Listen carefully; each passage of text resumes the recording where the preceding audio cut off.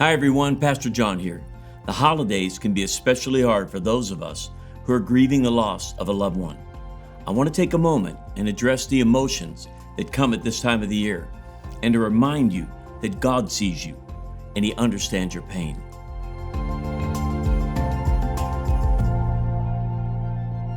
You know, for many of us, Christmas is anything but merry because for so many, they experience loss during the year. The loss of a loved one, the death of a spouse maybe, or God forbid, a child, a friend, a sibling. But that loss is just so devastating. And Christmas, the season, it just amplifies it.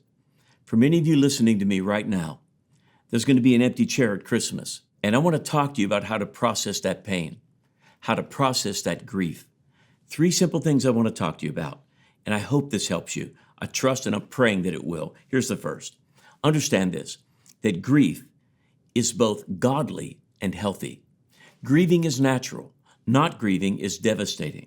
Not grieving will actually make your life worse.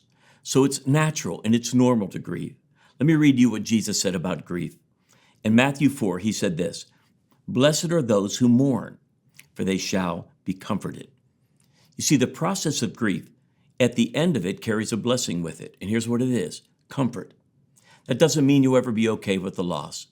It means that when you go through a process of grief, you're actually able to process that loss and to live your life fully again, which is, of course, what your loved one would want for you anyway. And what I want to help you to see is that what happens, though, often in grief, particularly at the holidays, is we get stuck.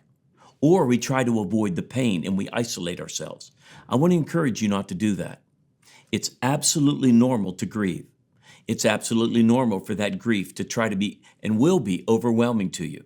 But I want to help you how to process it and not let it absolutely throw you in reverse over this holiday season. Now, the second point is simply this. Grief comes in waves. Grief comes in waves. Now, if you've recently lost a loved one, you may not have experienced this yet.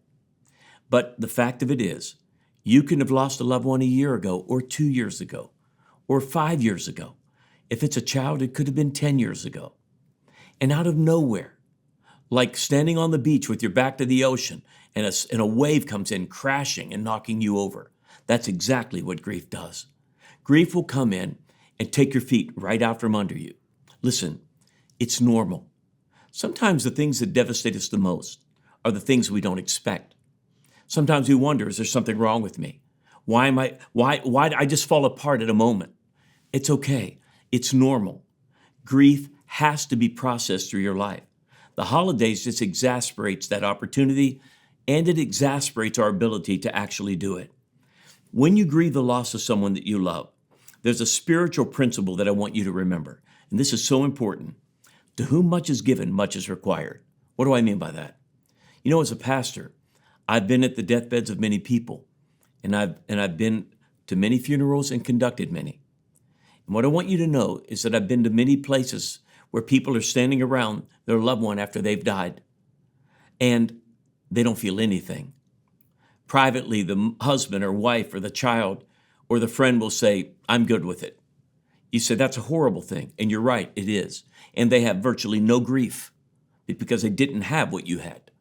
When you've had great love, great grief is required.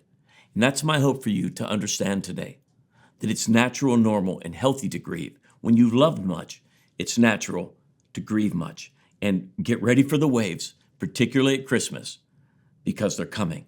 Here's the third point. Everybody grieves differently. We all have different grief clocks. What do I mean by that? No 2 people grieve alike.